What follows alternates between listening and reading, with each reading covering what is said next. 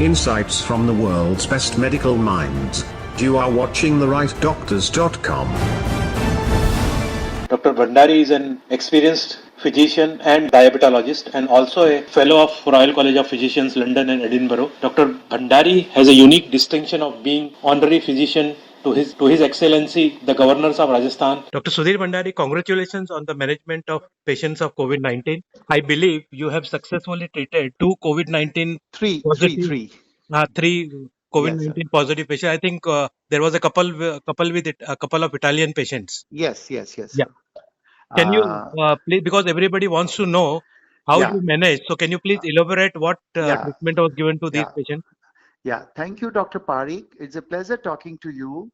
I represent one of the biggest, the Pioneer Institute of Asia, SMS Medical College Institute. We were well aware of that the corona issue is COVID issue is happening all around. So we were very sensitized. If you recollect, we had the great experience of handling swine flu epidemic 7-8 years before. Yeah. And we have been getting a lot of cases of swine flu, all the terminal respiratory pneumonia patients.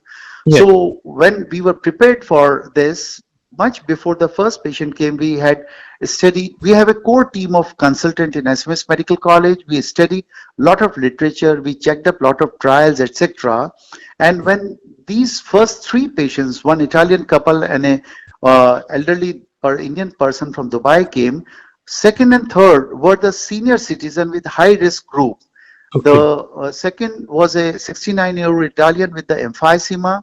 Third was an 85-year-old Indian with a renal failure. Okay. So it was a real challenge with us.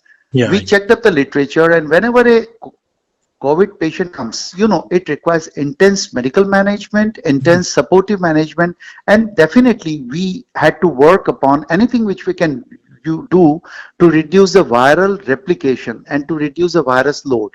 So the moment these patients came, they were corona positive, tested twice. They had significant medical issues of breathlessness, high fever, respiratory distress, etc., etc. Then along with the standard medical management, the supportive treatment, we started working on the antiviral drug, or our bottom line was to reduce viral load. Having seen a lot of literature for chloroquine and hydroxychloroquine, a lot of trials which are going on to have antiviral effect, along with the two of the antiviral drugs, that is lopinavir as well as ritonavir. So we started using a combination of hydroxychloroquine, which we gave for 5 days, and then we coupled up this with the lopinavir and ritonavir. We made a protocol. All these patients, we had taken the consent, we started this protocol, and we were monitoring the side effect, if at all any. So our sense of... So they were introduced just a day after, or how soon they were introduced? No, the moment they tested positive. Okay. And because there is a definite indication of giving antiviral drugs, because they were significantly symptomatic. That's a reason, because they were symptomatic, saturation was little compromised, breathlessness was there. So the moment second sample confirmed that they are corona positive, we introduced this combination of three drugs. I believe you consulted ICMR also for treating these patients. Is there any guideline to practitioners from ICMR on this? Yes. In fact, what happened, coincidentally, the ICMR team happened to be in our institute same day. So we discussed with the ICMR that we, in intention to reduce the viral load, and we want to use this protocol, and probably it was consented by them. Okay. So we use hydrochloroquine coupled up with the lopinavir and ritonavir. Yeah. So what is the benchmark to consider if the patient has been treated successfully? Now, what happened the moment we... Does it require repeated testing, or how long? No. I'll tell you, what do we do? It was our initial experience. So we were closely monitoring if at all any side effect, which was not there. Day one, along with this treatment and other supportive treatment, patient starts improving. The first patient, lady who was 50 plus, became corona negative within 7 days. 2 successful testing were required to label a corona negative. The second patient, who was an advanced cardiac patient and COPD patient because of being a chain smoker, he also became corona negative in next 10 days.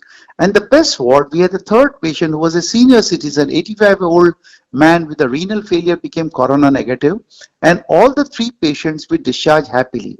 So if I couple up their sequence of recovery, the sense of well-being, no side effect, I have a feeling that along with the giving standard medical treatment, we need to act in a direction to reduce virus load.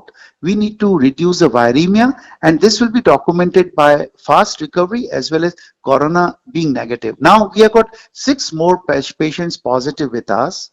It is a very beginning of our experience. We have put on the same regime.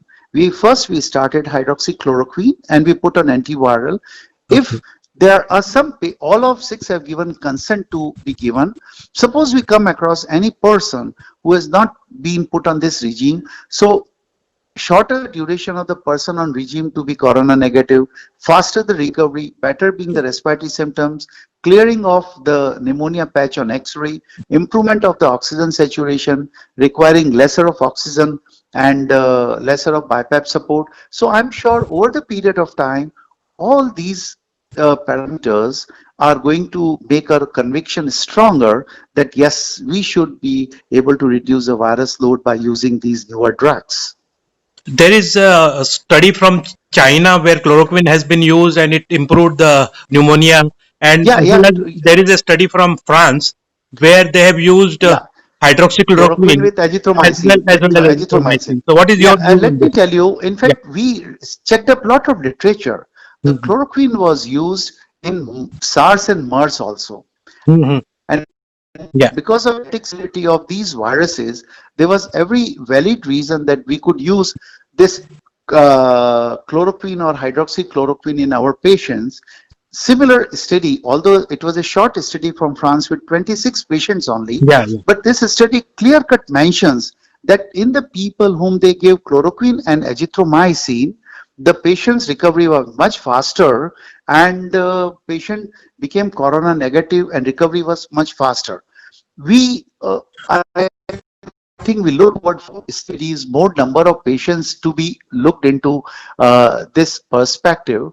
Although we don't want more patient to come, but let me tell you one thing, we have been following this protocol, and as we are entering the phase 3, we started getting some more patients. So, you know, when the endeavor of making patient feel better, in the endeavor of making they recover faster to reduce the morbidity and mortality, we have been giving this combination of chloroquine or hydroxychloroquine coupled up with the lopinavir. Even we won't mind in a mildly symptomatic patient to give only hydroxychloroquine or chloroquine coupled up with azithromycin, and could be a patient has significant symptom, we could combine later the newer antiviral drugs which are very safe. So I think over the period of time, once we try our combination in more and more patients, but preliminary observations has been, it is worth giving a trial to these patients because we have got all positive results and seeing the patient recover faster. I think there is an in vitro study which says that hydroxychloroquine, since it is little longer half-life plus better concentration in the respiratory secretions, may be preferable. But that's the in vitro data. No, let me tell you one thing. Even then, in vitro data is worth considering. More important is that the toxicity of hydroxychloroquine is much lesser and it is dose dependent. Yeah, it's better tolerated. So it is better tolerated. I have a feeling we need to take into consideration the in vitro study definitely, but equally important is the lesser toxicity, and it is a dose dependent toxicity of hydroxychloroquine. So the level of confidence of using hydroxychloroquine is much more than a simple chloroquine. And I think another thing is that, you know, I have been a part of hydroxychloroquine as an anti-inflammatory in diabetes, very positive results. We have been using hydroxychloroquine in a number of other conditions. I have a feeling that having used even for longer and longer duration, the toxicity is very less and late. So I have a kind of confidence that in a short duration which we are aiming here shouldn't be any problem. I think you have been part of our clinical studies as well, and you have used hydroxychloroquine in many patients. So your experience becomes very important. What is your advice to uncontrolled diabetes patients, whether the diabetes is a high risk? In fact, anti-inflammatory role in so far we have been addressing all the etiologies of diabetes also, but this anti-inflammatory role of hydroxychloroquine, and I was an integral part of it, having wonderful results. It has been an integral part of my anti-diabetic treatment. To be honest, there are so many strengths of hydroxychloroquine. It is economical, it has lesser toxicity because the dose related. It brings about a very good diabetic control and reduces the insulin sensitivity, and it increases the insulin sensitivity and reduces the insulin resistance. So I feel it has a proven anti-inflammatory advantageous effect in these metabolic diseases also. So I think this antiviral effect need to be considered with very practically very low toxicity profile. So another very important issue is that how a practitioner should deal with this. What is the current situation in Rajasthan?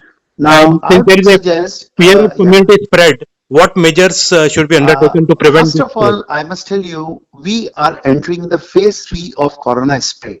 Yes. So far, this COVID-18 had come from the international travelers who had come from identified countries Okay. and some of the people who came in international travelers. Okay. Now we are fearing the interpersonal or community spread. Mm-hmm. I have a feeling the way our government is proactive, way the Honorable Prime Minister has been motivating everything. We are lucky to be in this country.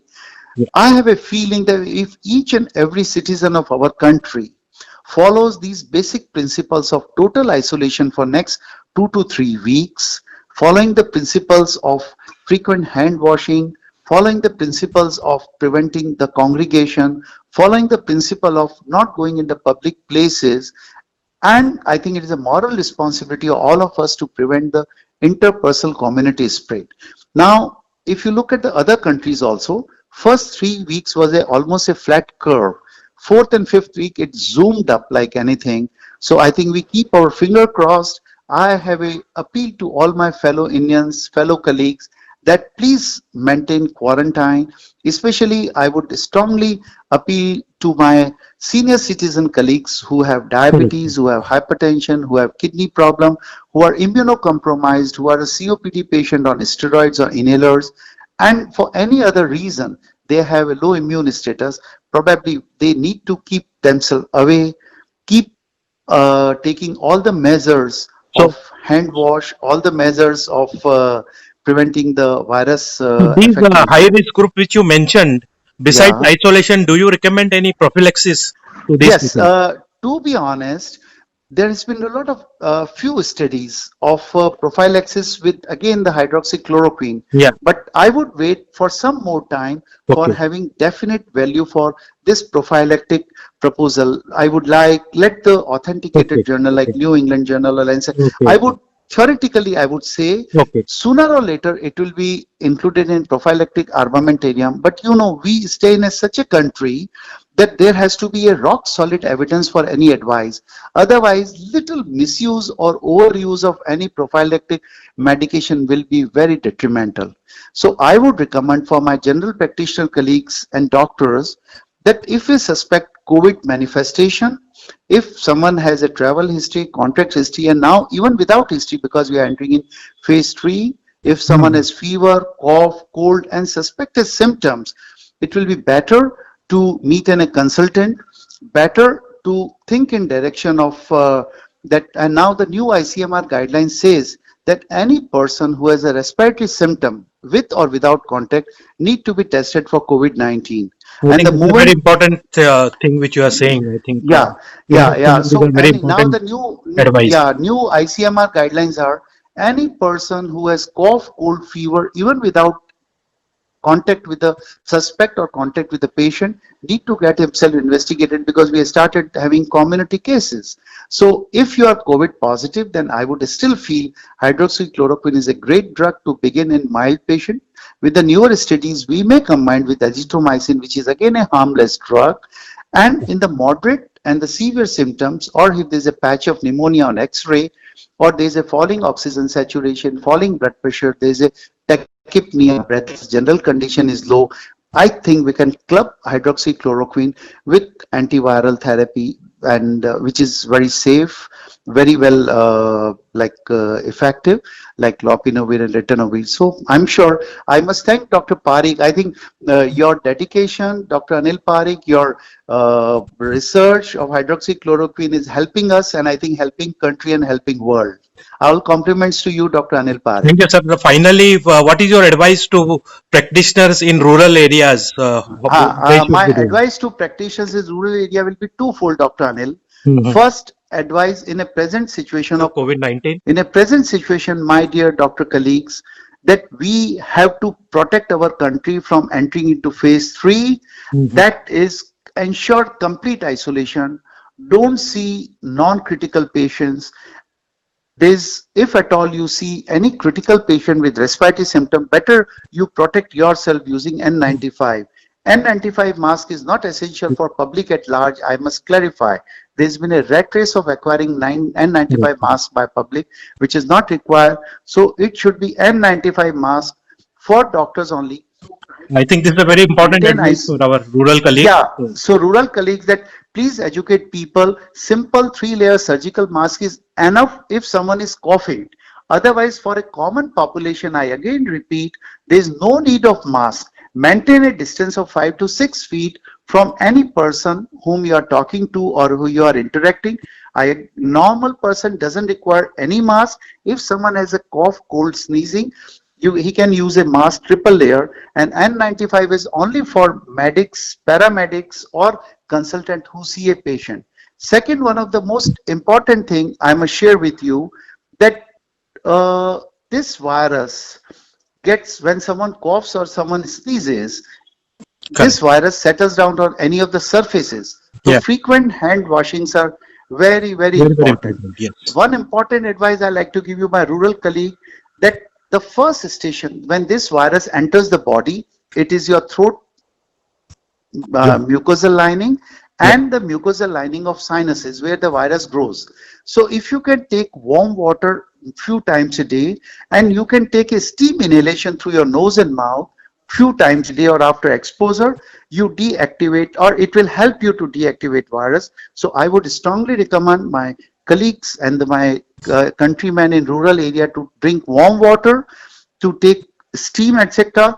Not to worry about the mask, maintain a distance, frequent hand washing. This is more valid for senior citizen, and total isolation or quarantine in home for next 3 weeks. Now, if someone develops the symptoms, my doctor colleagues in rural area, what you should do is that if the patient has a cough, patient has a fever, patient has little breathlessness, make sure you can, if you are confident, fine. Otherwise, consult with a higher center or a senior consultant.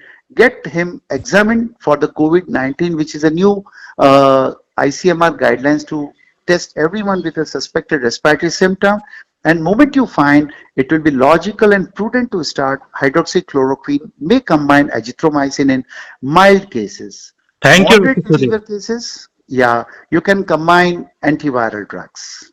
Thank you, Dr. Sudhir. It's a pleasure talking to you. I hope listening to this podcast will give the practitioners some insight on managing suspected COVID-19 cases. My pleasure. My pleasure. Thanks a lot, sir. So nice of you. Thank you, Dr. Parikh. You are listening to a special podcast on unfolding coronavirus pandemic on India's leading medical knowledge platform, therightdoctors.com. I am Dr. Anil Parikh and will be back with another thought leader from the medical fraternity in our next episode. Till then, stay safe, maintain your social distance, and make sure you and your staff and your patients practice the do's and don'ts as set out by the WHO and the Ministry of Health India. Goodbye for now. Take care. Insights from the world's best medical minds. You are watching therightdoctors.com.